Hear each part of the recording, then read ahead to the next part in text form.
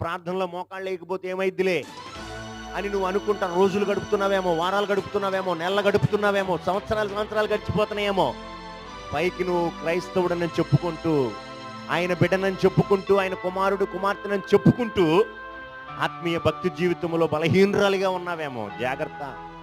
నువ్వు బలహీనరాలిగా కనుక ఉన్నట్లయితే, నువ్వు మెలకువగలిగిన వ్యక్తిగా కనుక ఉండకపోతే జాగ్రత్త. మనం పోరాడే పోరాటం మనుషులతో కాదు, గుర్తుపెట్టుకో. ఎవరిని? దురాత్మల సమూహంతో మనం పోరాడుతున్నాం అండి. అంధకార సంబంధమగు దురాత్మల సమూహంతో, అపవాదితో మనం పోరాడుతున్నాం. ఇది ఆత్మీయ పోరాటం అని గుర్తుపెట్టుకో. ఈ ఆత్మీయ పోరాటంలో నువ్వు మెలకువగలిగిన వ్యక్తిగా ఆత్మ ఖడ్గము చేత, వాక్య ఖడ్గము చేత నువ్వు వాడిని ఎదిరించాలంటే నువ్వు ప్రార్థనా జీవితంలో చాలా బలంగా స్థిరంగా ఉండాలి. ఆమేన్. ఎప్పుడైతే నువ్వు అలా లేవనుకో, వాడు నిన్ను దాడి చేస్తాడు.